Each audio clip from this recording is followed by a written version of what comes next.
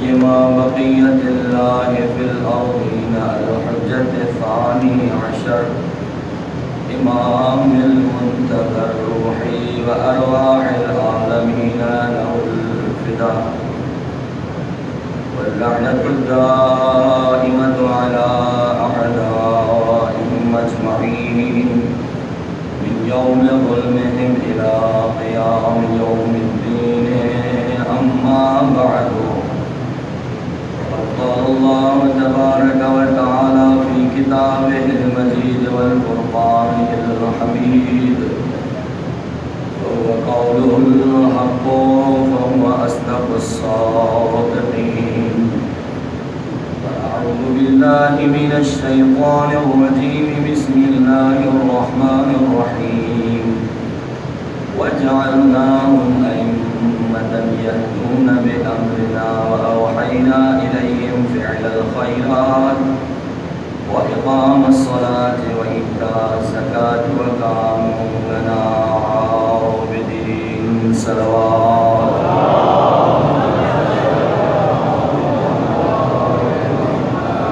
نعرہ تکبیر، نعرہ رسالت، نعرہ حیدری، حسینیت، یزیدیت، دشمنان اہل بیت پر لعنت، دشمنی خانواد بطول سلام اللہ علیہ بلندر صلوات.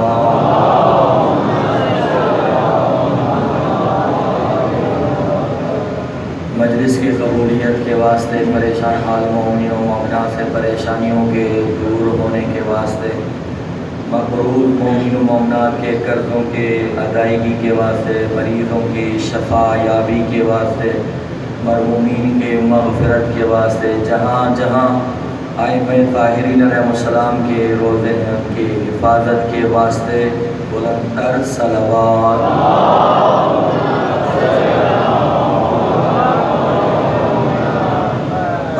تعجیل ظہور امام زمانہ عجل اللہ تعالی فرجہ شریف بلند تر صلوات.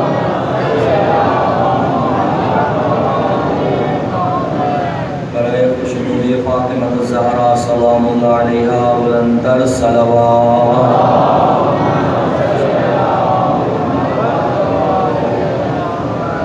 سامعین محترم، برادران روحانی و ایمانی، بزرگان بندے، سادات و غیر سادات، خداوند عز و جل بانیان عزا کا فرش عزا بشانہ، میرا ذکر کرنا، آپ حضرات کا اس طیب و طاہر و مقدس ذکر میں آنا اپنی بارگاہ میں قبول و منظور فرمائے. جو مومن کرام یا مومنات اپنے دلوں میں نیک اور شرعی حاجات لے کر حاضر ہوئے ہیں، اللہ ان کی تمام حاجات کو اپنی بارگاہ میں شرف قبولیت عنایت عطا فرمائے. حسب دستور مسلسل 9 دنوں سے اسی آیہ کریمہ کی تلاوت پڑھنے کا شرف حاصل کر رہا ہوں. وَجَعَلْنَاهُمْ أَئِمَّةً، ہم نے انہیں امام بنایا ہے. وَيَهْدُونَ بِأَمْرِنَا، اور یہ ہمارے حکم سے ہدایت کرتے ہیں. فعل خیر کی، ان کی طرف وحی کی، نماز کو قائم کرنے کی، زکوٰۃ کو دینے کی، اور یہ ہمارے ایسے بندے ہیں جو ابتدا سے عابد تھے. ہم نے اب تک جو ہماری گفتگو کا سلسلہ پہنچا تھا وَيَهْدُونَ بِأَمْرِنَا تک پہنچا تھا. آج کوشش کروں گا اپنی پوری گفتگو کو سمیٹوں، جو اب تک عرائض آپ کے سماعتوں کے حوالے کر چکا ہوں. گفتگو کو آج نتیجے کے مرحلے تک لے جاؤں. خدا کے بنائے ہوئے ہیں، خدا کے حکم سے ہدایت کرتے ہیں. دیکھیں، امیر المومنین کے زمانے میں ایک بندہ ہے جو کسی گناہ میں، معصیت میں مبتلا ہوا اور آ کر کہا: یا علی، میں آپ کا ماننے والا ہوں، فلاں کام مجھ سے غلط ہو گیا ہے، بعد میں میں نے سوچا آپ کا ہو کر ایسے کام کروں شرمندہ ہو. ابھی آپ کے پاس چل کر آیا ہوں کہ آپ مجھے پاک کیجئے اس گناہ سے. امیر المومنین فرماتے ہیں کہ اس کی 3 سزائیں اختیار تجھے ہیں. پہلی سزا یہ ہے کہ پہاڑ سے پھینک دیا جائے، دوسری سزا ہے کہ سنسار کیا جائے، تیسری سزا ہے کہ آگ میں جلا دیا جائے. کہا مولا سخت کیا ہے؟ 1 سے 2 جملے فقط امیر ہیں. مولا سخت کیا ہے؟ مولا نے کہا آگ میں جلنا. کہا مولا مجھے آگ میں جلنا منظور ہے. آگ میں جلنا منظور ہے. لکڑیوں کا بندوبست کیا گیا. اب منافقین کو موقع ملا کر دیکھو علی اپنوں کے ساتھ کیا کر رہا ہے. یہی باتیں امیر المومنین کے کانوں تک پہنچی. امیر المومنین نے فرمایا اگر مچھر کے پر کے برابر بھی مجھ علی سے محبت ہوگی اس کے کپڑوں تک کو آگ نہیں جلائے گی.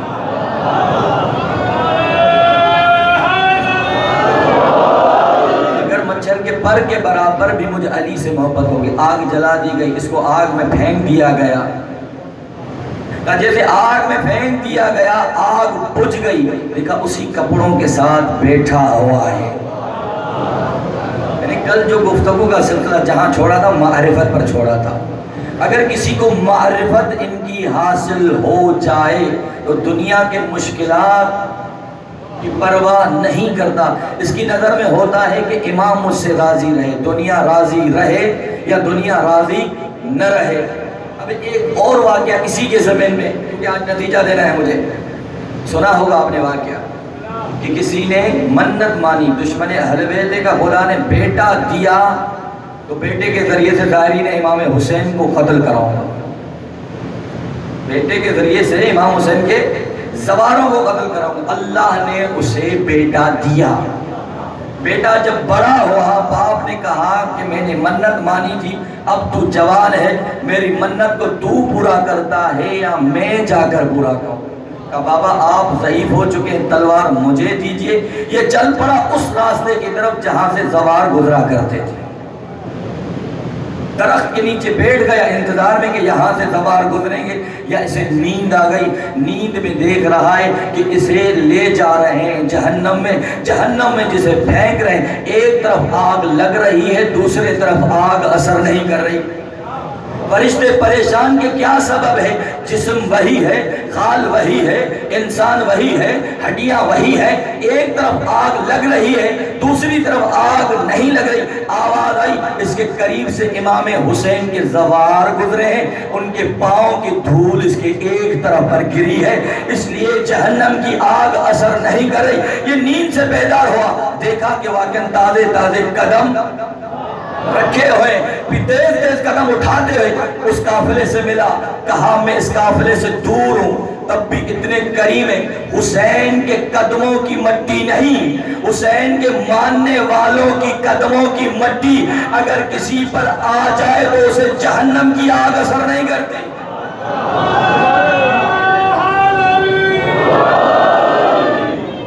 اسی کے زمین میں تیسرا واقعہ، اسی کے زمین میں توجہ ہے. چھٹے امام کے پاس کچھ آئے کہ مولا ہم آپ کے ماننے والے، آپ کیا ہم کریں؟ مولا فرماتے صبر کرو. جب اسرار بڑھ گیا تو ایک تنور روشن تھا.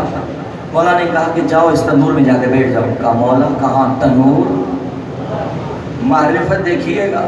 کہاں تہاں تنور، کہاں ہم جلا دے گا. تو بیٹھ جاؤ خاموش ہو. اتنے میں حارث حمدانی وہ سامنے کیا ہے؟ مولا تنور. کہا جاؤ اس میں جا کر بیٹھ جاؤ. جاؤ جا کر اس میں بیٹھ جاؤ.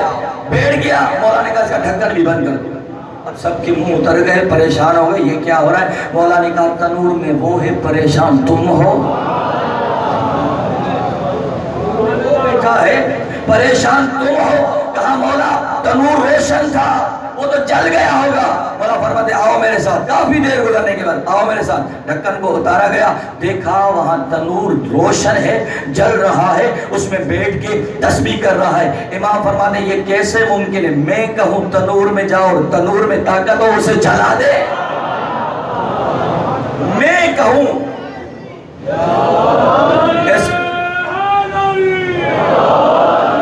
یہ کیسے ممکن ہے کہ میں کہوں اور تنور جلا دے؟ آخری واقعہ سنیں اور نتیجے کی طرف جاؤ۔ سلمان نے کہا علی سے، یا علی سلیمان والا معجزہ دکھائیے۔ یہاں ایک جگہ پر ہے ابراہیم والا معجزہ دکھائیے، مختلف معجزات مختلف صورتوں میں۔ چلو حضرت ابراہیم والا سنا دیتا ہوں۔ پرندوں کو کیا تھا ذبح، زندہ ہو گئے تھے۔ پرندہ پرواز کر کے جا رہا تھا، علی نے کہا اتر رہا۔ پرندہ آیا، ذبح کیا، دوبارہ سیٹ ہو کے اڑنے لگا، دوبارہ عائشہ کیا، واپس آیا، تیسری مرتبہ ذبح کیا، کہا مولا سلیمان والا معجزہ عطا کیجئے، میں اس سے بات کروں۔ مولا نے پرندے کو اشارہ کیا، پرندہ اتر آیا۔ اب سلمان نے کہا جب ایک مرتبہ چھری چلی بچ گیا، دوسری مرتبہ چھری چلی بچ گیا، تیسری مرتبہ چھری چلی پھر بھی واپس آ رہا ہے، چھری کو دیکھتے ہوئے کہا سلمان تو دیکھ تو صحیح مجھے بلا کون رہا ہے، مجھے بلا کون رہا ہے؟ اگر یہ معرفت حاصل ہو جائے کہ ہمیں بلا کون رہا ہے، کربلا میں ہدایت کے لیے سفرہ نجات کس نے بچھایا، اگر یہ یقین حاصل ہو جائے اور یہ معرفت ہمیں حاصل ہو جائے کہ کون کہہ رہا ہے، معرفت ہو جائے کہ یہ بندہ ایسا بندہ ہے جو اپنی طرف سے ہدایت نہیں کرتا، خدا کے حکم سے ہدایت کرتا ہے۔ جب خدا کے حکم سے ہدایت عالم ہوگا، انپڑھ نہیں ہوگا،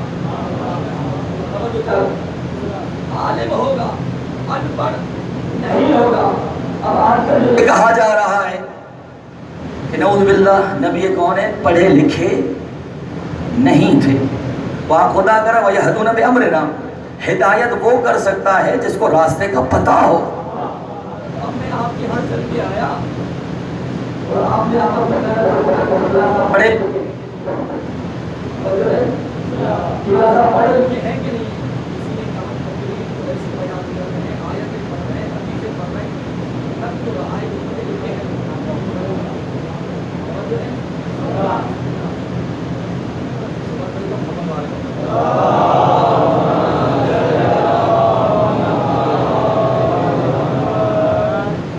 انداز سے تو محسوس ہو رہا ہے کہ پڑھے لکھے ہیں، ایسے پتہ نہیں چلے گا کسی طرح سے۔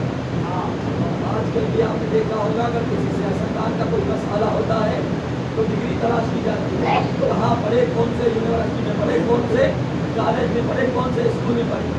آپ چل پڑے خیر پور کی طرف، جو ہے آپ چل پڑے خیر پور کے اسکولوں کی طرف، یونیورسٹیوں کی طرف۔ جب یونیورسٹی اور اسکولوں میں گئے تو میرے نام کی کوئی سند تھی نہیں، کسی رجسٹر میں میرا نام نہیں تھا۔ تو کیا کسی رجسٹر میں میرا نام نہ ملنا دلیل ہے کہ میں ان پڑھ ہوں؟ توجہ چاہتا ہوں۔ کیا کسی رجسٹر میں، کسی اسکول میں، کسی کالج میں میرا نام درج نہ ہونا یہ دلیل ہے کہ میں پڑھا لکھا نہیں ہوں؟ آپ جا رہے تھے پریشان تھے، سامنے ایک عقل مند انسان آ رہا تھا، کہا پریشان کیوں ہے؟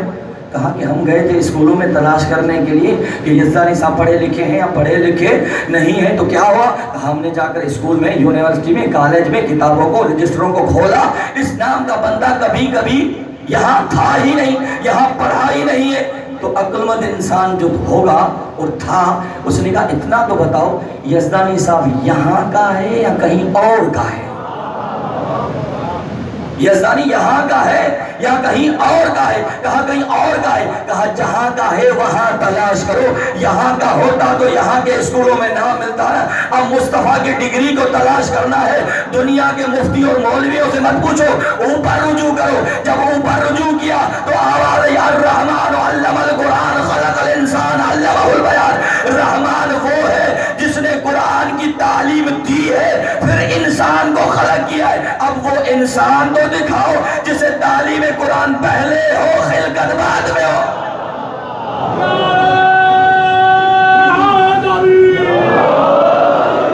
اب وہ انسان دکھاؤ، الرحمن علم القرآن خلق الانسان علمہ البیان۔ اب جب آپ رجوع کرتے ہیں، میں نچوڑ دے رہا ہوں آج گفتگو کا، اب جب رجوع کرتے ہیں، جب خانہ کعبہ میں فاطمہ بنت اسد آئی، وہ دروازے سے بھی نہیں آئی، دروازے سے آ جاتی تھی، کہتے چابی تھی ابو طالب کی، کھول دی، کون سا کمال ہے؟ دروازے کی چابی حضرت ابو طالب کے پاس تھی، دیوار میں در بنا، اور جو امین سے ہوتی ہے عورت ماں، وہ بہت ڈرپوک ہو جاتی ہے، تھوڑی سی بھی آواز آتی ڈر جاتی، لیکن یہاں دیوار میں در بن رہا ہے، علی کی ماں پیچھے نہ ہٹ کر آگے بڑھ کر کہہ رہی میں حیدر کرار کی ماں ہوں۔ اب یہ پورا سلسلہ خانہ کعبہ میں بی بی آئی، 3 دن تک دروازہ بند رہا، کھانا کہاں سے آیا؟ تالے توڑنے والے آئے، تالا کھولنے والے آئے، نہ تو تالا کھل رہا ہے نہ تو تالا ٹوٹ رہا ہے، یہاں تک کہ مصطفیٰ آئے، آغوش مصطفیٰ میں علی آئے۔ اب جو الفاظ کی قدر کرنے والے، قرآن نے قرآن کو اٹھایا، قرآن نے قرآن کو دیکھا، قرآن نے قرآن کی تلاوت کی، قرآن نے قرآن سے کہا پڑھ، قرآن نے قرآن سے کہا پڑھ، یا رسول اللہ توریت پڑھو، زبور پڑھو، انجیل پڑھو، قرآن پڑھو، ابھی قرآن نازل ہوا نہیں، 20 برس بعد قرآن نازل ہونا ہے، قرآن پڑھو، تورات پڑھو، زبور پڑھو، انجیل پڑھو، یا علی قرآن پڑھ۔ اب مسئلہ 2 حالوں سے خالی نہیں، یا تو علی لوح محفوظ کا مطالعہ کر کے قرآن پڑھ رہے تھے، یا مان لو جو علی نے پڑھا خدا کو اتنا پسند آیا کہ قرآن بنا دیا۔ مسئلہ 2 حالوں سے خالی نہیں، یا تو لوح محفوظ کا مطالعہ کر کے علی نے قرآن پڑھا، یا خدا کو علی کا پڑھنا اتنا پسند آیا۔ اسی طرح خطبہ نکاح پاک پیغمبر کا ابو طالب نے پڑھا، الحمدللہ سے اسٹارٹ کیا، یا تو کہو ابو طالب کو لوح محفوظ کا علم تھا، یا تو مان لو کہ ابو طالب کے زبان سے الفاظ نکلے ہوئے خدا کو اتنے پسند آئے کہ قرآن کی ابتدا ہی الحمد سے کی۔ جو ہے اب دیکھیں اس حالت میں کسی کی زوجہ چلی جائے خانہ کعبہ، شوہر کی کیا حالت ہوگی؟ لوگ پریشان ہیں، ابو طالب طواف کرتے کرتے تیری زوجہ خانہ کعبہ میں اندر چلی گئی، پریشان ہونا چاہیے نا، پریشان نہیں ہوئی۔ ابو طالب کا اطمینان بتلا رہا ہے مجھے پہلے سے پروگرام کا پتہ ہے، مجھے پروگرام کا پہلے سے پتہ ہے کہ کیا ہونے والا ہے کیا نہیں ہونے والا۔ بھائی وہ جو خدا کا بنایا ہوتا ہے، خدا ہدایت کے لیے پہلے سے اسے علم عطا کرتا ہے، تبھی تو وہ آپ کو خدا کی بارگاہ تک لے جا سکتا ہے۔ اگر اسے علم ہی نہ ہو، خدا کے مرضی کا پتہ ہی نہ ہو، خدا تک پہنچنے کے راستے کا علم ہی نہ ہو، تو وہ کیسے آپ کو خدا تک پہنچائے گا؟ تو ان کے جو بھی کام ہے، جس کی بھی ہدایت کرتے ہیں، اپنی مرضی سے نہیں کرتے، خدا کے امر سے کرتے ہیں۔ اب دیکھیں پیغمبر کے جسم اطہر کے 2 حصوں کو خدا نے اپنی طرف نسبت دی، وما ینطق عن الہویٰ ان ہوا الا وحی یوحیٰ، اے میرے حبیب تو اپنی زبان کو اس وقت تک حرکت تک نہیں دیتا جب تک میں وحی نہ کروں۔ وما رمیت اذ رمیت ولکن اللہ رمی، یہ پتھر تو نے نہیں مارے پیغمبر، یہ پتھر مجھے اللہ نے مارے۔ سبب کیا ہے، کیا راز ہے کہ زبان کو نسبت دی اپنی طرف، ہاتھ کو نسبت دی اپنی طرف، کہا یہ راز خلا غدیر خم میں، زبان سے کہا من کنت مولا ہو، ہاتھ سے اٹھا کے دکھایا کہ یہ علی ہے، تاکہ یہ بتلائے کہ جو زبان سے کہہ رہا ہوں یہ زبان میری زبان نہیں، خدا کی زبان ہے، اور جس ہاتھ سے اٹھا کر دکھا رہا ہوں اس ہاتھوں کی نسبت خدا نے اپنی طرف دی ہے۔ درود پڑھیے محمد و آل محمد کے۔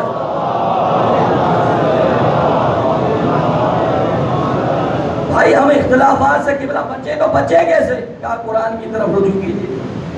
جب ہم نے قرآن کی طرف رجوع کیا تو قرآن نے کہا وَاعْتَصِمُوا بِحَبْلِ اللَّهِ جَمِيعًا وَلَا تَفَرَّقُوا، اللہ کی رسی کو مضبوطی سے تھام لو، تفرقے میں مت پڑو۔ اب کسی سے پوچھو یہ رسی ہے کہاں؟ جو حج کر کے ہیں ان سے پوچھتے ہیں کہ بلا آپ گئے تھے، آپ کو کہیں رسی نظر آئی؟ مکے میں، مدینے میں، حجاز میں، دنیا کے کسی کونے میں جب مسلمان کو رسی نظر نہیں آئی تو اختلافات تو ہونے ہیں. پہلے رسی کو تلاش کیجئے، پھر دیکھتے ہیں اس رسی کو کون تھامتا ہے، کون نہیں تھامتا. جو نہیں تھامتا وہ تفرقہ کر رہا ہے. اور یہ رسی ہے کیا کہ جس کے لیے قرآن نے کہا وَاعْتَصِمُوا بِحَبْلِ اللَّهِ جَمِيعًا وَلَا تَفَرَّقُوا، اللہ کی رسی کو مضبوطی سے تھام لو. ہم گئے پیغمبر کی بارگاہ میں، یا رسول اللہ ہمیں رسی نظر ہی نہیں آئی. جب رسی نظر نہیں آئی تو کہاں سے پکڑیں گے؟ جب نہیں پکڑیں گے تو اختلافات تو فطرتاً ہونے. اللہ کے حبیب نے فرمایا انا وعلی حبل اللہ، میں اور علی اللہ کی رسی ہے. اگر اختلافات سے بچنا چاہتے ہو آؤ رسول و پیغمبر، رسول اور علی کو تھام لو، اختلافات ختم ہو جائیں گے. بھائی ہمارا اختلافات ہے ہی علی سے، پیغمبر تک تو سب متفق ہیں. اختلاف ہے کہاں سے؟ علی سے. آؤ آج کھیرپور کے اس مجمع میں آپ کو گواہ بناتے ہوئے آج یہ میں اعلان کرتا ہوا چلا جاؤں، آج اس اختلافات کو بھی یہاں چھوڑ دیں. توجہ ہے، آج اس اختلاف کو بھی ختم کر دیتے ہیں. بھائی زیادہ سے زیادہ سب سے بڑا اختلاف ہمارا ہے غدیر اور ثقیفہ. تیسری چیز ہے کیا کوئی؟ غدیر اور ثقیفہ. آج ہم یہاں پر متحد ہونا چاہتے ہیں، آپ غدیر پڑھو. بھائی ہم چاہتے ہیں مل کر بیٹھیں، آپ غدیر پڑھو، ہم ثقیفہ پڑھتے ہیں، آپ پڑھو. غدیر میں کس نے کس کے ہاتھ کو بلند کیا؟ ہم پڑھتے ہیں ثقیفہ میں کس نے کس کے ہاتھ کو بلند کیا. بڑے سے بڑا اختلاف تو یہی ہے نا. ہم کہتے ہیں اس اختلاف کو بھی ختم کر دیتے ہیں. پیغمبر فرماتے ہیں اگر اختلافات سے بچنا چاہتے ہو تو مجھ اور علی سے تمسک کرو. جہاں تک گفتگو چل آواز ہے. اب تیسرا مرحلہ، ہدایت دیتے ہیں کن کو؟ کن کے لیے ہدایت؟ مومنوں کے لیے، مسلمانوں کے لیے، مشرکوں کے لیے، کافروں کے لیے، منافقوں کے لیے. کن کے لیے ہدایت؟ کہ پہلے ایمان کو سمجھو تو یہ بات سمجھ میں آئے گی. کہتے ہیں کہ تعرف الاشیاء بازدادها، اشیاء کو پہچانا جاتا ہے اس کی ضد سے. دن کو رات کے ذریعے سے، رات کو دن کے ذریعے سے، ٹھنڈک کو گرمی کے ذریعے سے، گرمی کو ٹھنڈک کے ذریعے سے. ہر چیز کو اس کے ضد سے پہچانا جاتا ہے. ہم دیکھیں کہ ایمان کی کتنی ضدیں ہیں، تب ہم ایمان کو سمجھ سکیں گے. جب ہم نے احادیث کی طرف رجوع کیا، ایمان کے مقابلے میں 3 چیزیں. بیدار ہو، یہ سنیے گا، تھک گئے لگتا ہے. صلوات پڑھیے گا محمد و آل محمد کے اس پر. میں زیادہ وقت نہیں لوں گا، 5 سے 8 منٹ فقط فضائل میں گفتگو سمیٹو ذکر مسجد. جب ہم نے حدیث کی طرف رجوع کیا تو پتا چلا ایمان کی ضد 3 چیزیں ہیں. اگر 3 میں سے ایک بھی آپ کے پاس ہے تو آپ کے پاس ایمان نہیں. کفر، نفاق، شرک. اگر کسی کے پاس شرک ہے تو ایمان نہیں، نفاق ہے تو ایمان نہیں، شرک ہے ایمان نہیں.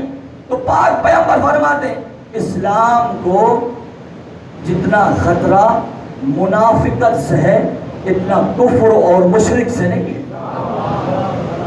جتنا خطرہ اسلام کو حسن بصری کا نام آپ نے سن رکھا ہوگا. حسن بصری کو بعض اوقات اچھا کر کے پیش کیا جاتا ہے. اس کی ہسٹری کیا ہے؟ ایک جملہ سننا اس کے بعد اپنے موضوع آگے بڑھاؤں. جنگ جمل میں یہ نہیں آیا تھا. جنگ میں امیر المومنین خطبہ دے رہے تھے مسجد میں کہ مسجد میں قیالی غضب ہو گیا، دونوں طرف سے مسلمان مارے گئے، آپ نے کیا کر دیا؟ امیر المومنین فرماتے ہیں کہ اگر تجھے اتنی ہمدردی تھی تو اس کی حمایت میں میدان میں آتا نا، میدان میں آتا تو فیصلہ ہو جاتا. کہا میں آنا جو چاہتا تھا، تلوار بھی اٹھائی، اٹھنے لگا، غیب سے آواز آئی حسن بصری کہاں جا رہا ہے جس کا قاتل بھی جہنمی ہے، مقتول بھی جہنمی ہے. بیٹھ گیا. کہ دوسری مرتبہ اٹھا، پھر یہ آواز آئی۔ نبی علیہ السلام فرماتے ہیں تجھے پتا ہے یہ کس کی آواز تھی؟ کہا نہیں، کہا یہ شیطان کی آواز تھی اور صحیح کہہ رہا تھا، یہ ابلیس کی آواز تھی اور صحیح کہہ رہا تھا۔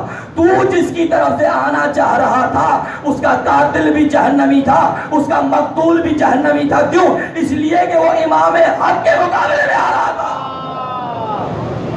تو ایمان کی تین ضد، کفر، نفاق، شرک۔ اب یہ ایمان ہے کیا؟ ایمان اور اسلام میں فرق نہیں کیا قبلہ بھی تھا۔ وقالت الاعراب آمنا قل لم تؤمنوا ولكن قولوا اسلمنا ولما يدخل الايمان في قلوبكم۔ جب اعراب آئے پیغمبر کی خدمت میں اور آ کر کہا کہ ہم ایمان لے آئے، ہم مومن ہوئے، قل، وہی نازل ہوئی، اے میرے حبیب آپ ان سے کہہ دیجئے قل لم تؤمنوا ولیکن قولوا اسلمنا، یہ نہ کہو کہ ہم ایمان لے آئے ہیں، یہ کہو کہ ہم اسلام لے آئے ہیں۔ وَلَمَّا يَدْخُلِ الْإِيمَانُ فِي قُلُوبِكُمْ، ایمان ابھی تک تمہارے دلوں میں داخل ہی نہیں ہوا۔ پتا چلا اسلام اور چیز ہے، ایمان اور چیز ہے۔ اگر ایمان کو دیکھنا ہو تو میدان میں دیکھو، کسے پیغمبر کہہ رہے ہیں آج کل ایمان کل کفر کے مقابلے میں جا رہے ہیں۔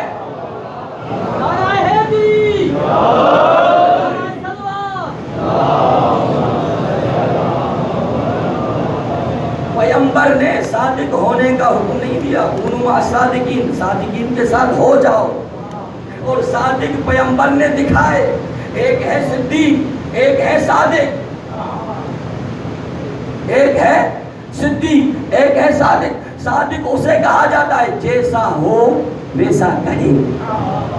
میرے حسینی میں مجلس ہو رہی ہے، میں نے کہا آپ نے دیکھا واقعا ہو رہی، آپ کہیں کہ ہاں یہ صادق ہے۔ صدیق اسے نہیں کہا جاتا جیسا ہو ویسا کہے، صدیق اسے کہا جاتا ہے جیسے کہہ دے ویسے ہو جائے۔ لباس کہاں ہے؟ درزی کے پاس ہے، درزی کے پاس تھا نہیں، کیونکہ سیدہ کے زبان سے لفظ درزی نکلا، رضوان جنت درزی بن کر آیا۔ خدا جنہیں اپنا امام بناتا ہے ہماری ہدایت کے لیے، وہ صدیق ہوتے ہیں، جو کہتے ہیں وہ ہو جاتا ہے۔ دور کی بات ہے، ان کے نوکروں میں یہ پاور تھی، مٹی کے ڈھیریاں بنا کر دے رہے تھے یہ جاؤ جنت ہے۔ معصوم سے پوچھ کر بھی نہیں دیا تھا، لیکن ان کو پتا تھا، ان کو اتنی معرفت تھی ان کی محبت میں کہ جن کی محبت میں دے رہے ہیں وہ لاج رکھیں گے۔ بس ان کو امام خدا نے بنایا۔ امام کو بنانا مخلوق کا کام نہیں، مخلوق بنائے گی اپنے جیسا بنائے گی۔ اگر اختیار دینا ہوتا تو خلافت کی پہلی کڑی حضرت آدم کا اختیار جو فرشتے معصوم تھے ان کے حوالے کر دیتا خدا، معصوموں کے حوالے نہیں کیا کہ تم مل بیٹھ کر اپنی طرف سے خلیفہ بنا دو۔ انہوں نے کیا اعتراض کیا تھا؟ تو نے اسے بنایا ہے یہ زمین میں خون بہائے گا۔ پتا چلا جو زمین میں خون بہائے وہ امام نہیں ہوتا، جو زمین میں خون بہائے، جو زمین میں فساد پھیلائے وہ امام نہیں ہوتا۔ تو امام جب خدا ان کو بناتا ہے تو اپنے اختیارات ان کو دے کر بھیجتا ہے، علم بھی دیتا ہے، قوت بھی دیتا ہے، شجاعت بھی دیتا ہے، عدالت بھی دیتا ہے۔ کائنات کے تمام کمالات امام میں جمع ہو جاتے ہیں، تب جا کر وہ امام ہدایت دیتا ہے۔ نظر و نیاز کرتے ہیں کہ نظر و نیاز اور سنت پیغمبر ہے، ہم نے اپنی طرف سے تھوڑی کیا ہے۔ جب اسلام کی بنیاد رکھی جا رہی تھی، اسلام کی بنیاد تھی ہی نیاز پر۔ ہم نے سن رکھا ہے کھانے کا بندوبست کیا جاتا تھا، مسلسل 3 دن تک 2 دن کھا کے چلے گئے، تیسرے دن ابو طالب کھڑے ہو گئے، اب کھانا نہیں ملے گا، پہلے سنو تو صحیح محمد کیا کہہ رہا ہے۔ اور اس وقت پیغمبر کو حضرت ابو طالب نے کہا قم یا سیدی وقل ما شئت، اے میرے سید و سردار کھڑے ہو جاؤ، جو کہنا چاہتے ہو آپ کہہ دو، یہاں سے کوئی ہل نہیں پائے گا۔ یار افسوس ہے جو مصطفیٰ کو سردار کہے تیری نظر میں وہ کافر، اور جو مصطفیٰ کو اپنے جیسا کہے اسے مسلمان کہتا ہے۔ یہ وہ ہستیاں ہیں، بنیاد کی بنیاد وہیں سے۔ فقط مقدمتاً ایک جملہ ذکر مصائب کے وقت کے لیے، ایک مومنہ تھی گھر میں مجلس کروایا کرتی تھی، پڑوس میں ایک فاحشہ کا گھر تھا، اسے ہر وقت اعتراض رہتا تھا کہ مجلس یوں کرا کہ ہماری نیند خراب ہوتی ہے، آرام خراب ہوتا ہے، لیکن وہ مومنہ کروایا کرتی تھی۔ ایک دن کیا ہوا، یہ فاحشہ عورت تو آگ کی ضرورت پڑی، اس زمانے میں ماچس تو تھا نہیں، تب پڑوس کے گھر میں نیاز کی دیگیں پک رہی ہیں، وہاں سے انگارہ لے آتی، جیسے آئی دیگ دم پر تھی، اس نے کیا کیا، آگ بجھ گئی تھی، کہا تھوڑا سا میں آگ کو روشن کروں تاکہ انگارہ لے جانے کے قابل ہو۔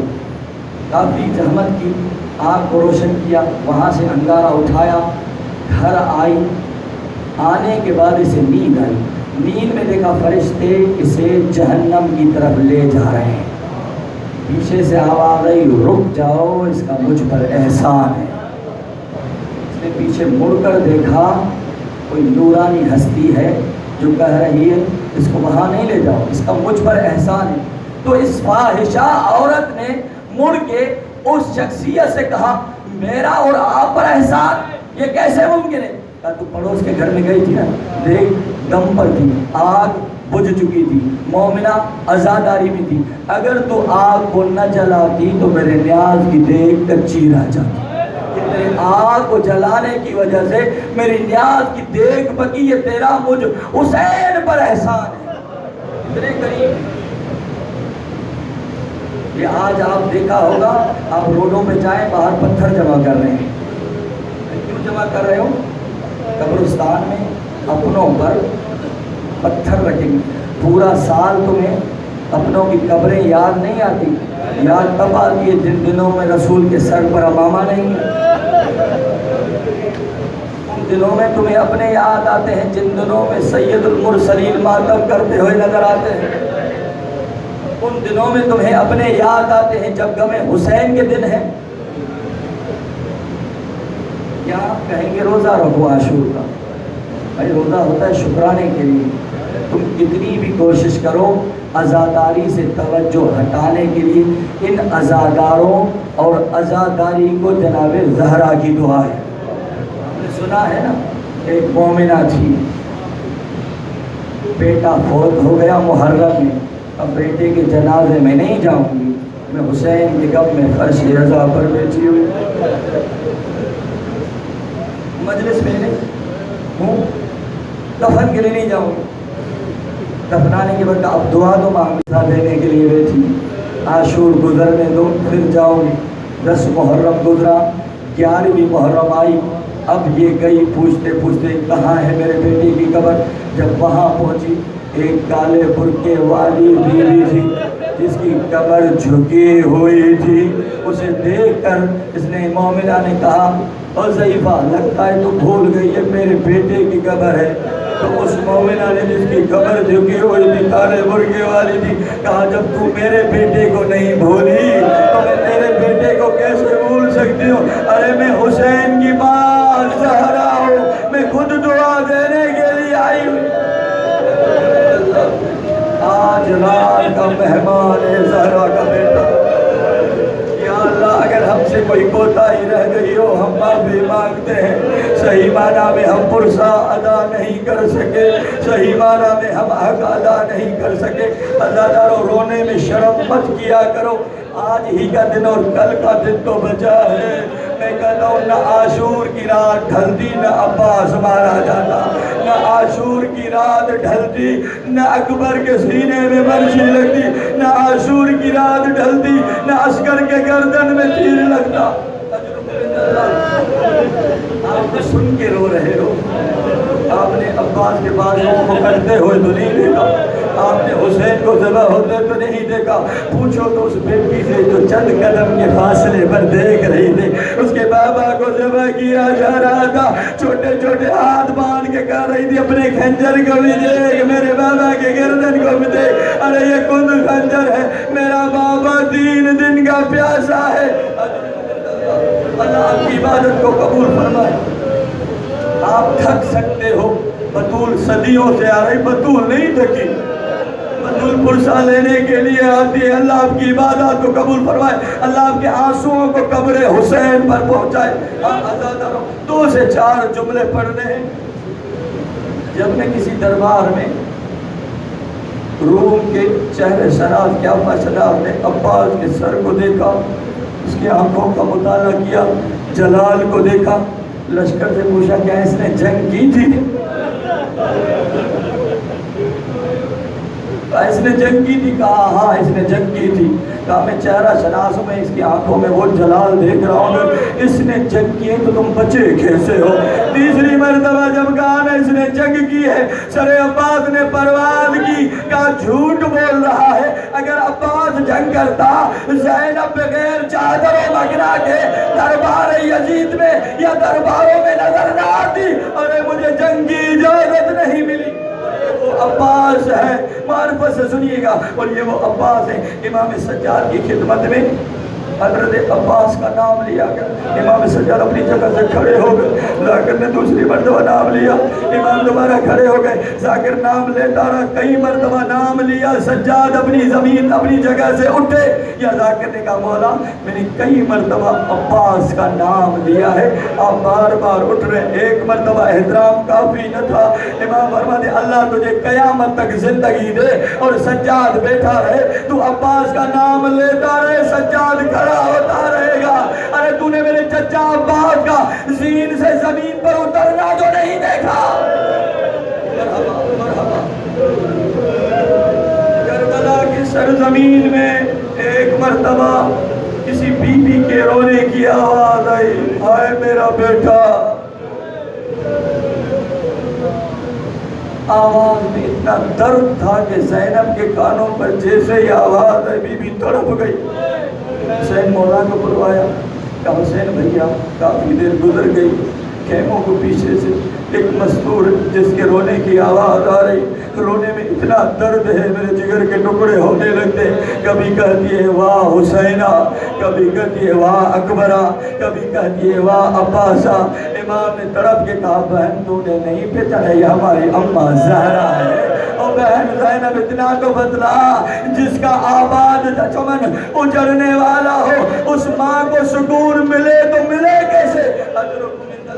میں نے عرض کیا آپ سن کے رو رہے برداشت نہیں کر پا رہے، آپ کربلا میں تو موجود نہ تھے، پوچھے تو کوئی اس بہن سے جو ذبح ہوتے ہوئے دیکھ رہی تھی، پوچھے تو کوئی اس بیٹی سے جو ذبح ہوتے ہوئے دیکھ رہی تھی۔ اجرکم عند اللہ۔ اور ایک سے اور جو جملے سن لیجئے۔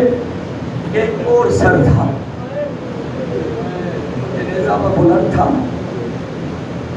ایک بوڑھی عورت چھت پر ہے، جیسے سر پر نظر پڑی چھت سے اتر آئی، نیزے کے پاس آ کے کھڑی ہو گئی۔ اب مجھے نہیں پتا تیرا نام کیا ہے، لیکن میں اپنی طرف سے آج تیرا نام رکھ رہی ہوں 14ویں کے چاند۔ کس کا سر تھا؟ اکبر کا سر تھا۔ کہ میں نام رکھ رہی ہوں 14ویں کا چاند، اللہ کرے تیری ماں تیرے مرنے سے پہلے مر گئی ہو، یا ایک طرف سے کسی بی بی کی آواز آئی مجھے بد دعا کیوں دے رہی ہے، ارے میں اکبر کی ماں اب تک زندہ ہوں۔ اللہ کی عبادت کو قبول فرمائے۔ 2 سے 4 جملے سن لیجیے۔ ابھی قبلہ نے مسائل پڑھا نا حضرت علی اصغر کا، جناب زہرا بھی جب خدا کی بارگاہ میں آئیں گی احتجاج کریں گی نا، اصغر کی قمیص کے ذریعے سے کریں گی۔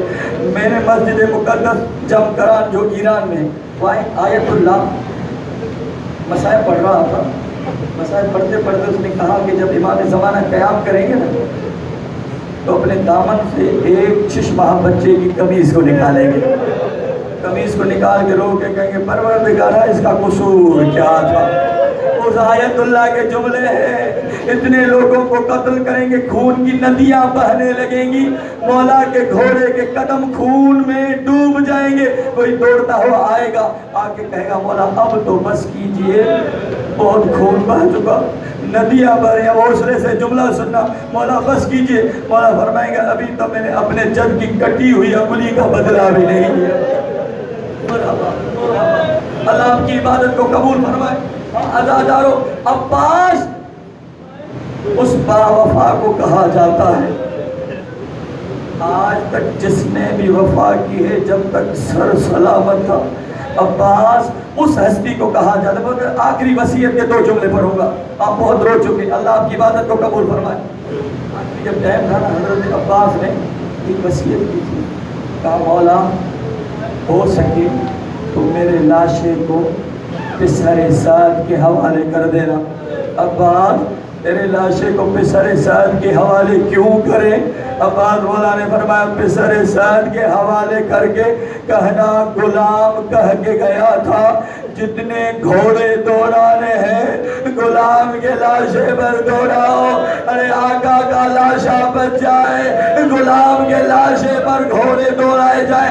अज़ादारों, जब कोई एक आयतुल्लाह हजरत अब्बास की कब्र को तामीर करने के लिए गया था, देखा कब्र छोटी है, कब्र छोटी है। उस मिस्त्री ने पूछा उस आयतुल्लाह से, मैंने तो सुना है अब्बास का इतना बड़ा कद था, जब घोड़े पर बैठते थे पाँव से जमीन पर लकीरें बनाते जाते थे। अरे ये छोटी कब्र क्या उसी अब्बास की है? आयतुल्लाह ने अपना अमामा सर से उतार कर जमीन पर रखा, मातम करके कहा तूने क्या सुना है अब्बास के लिए? कहा मैंने सुना है अब्बास के बाजू कलम होए। आयतुल्लाह ने रो के कहा फकत बाजू कलम नहीं है, अब्बास आधा जमीन पर आया। जैसे अकबर के लिए हुसैन ने कपड़ा बिछाया था,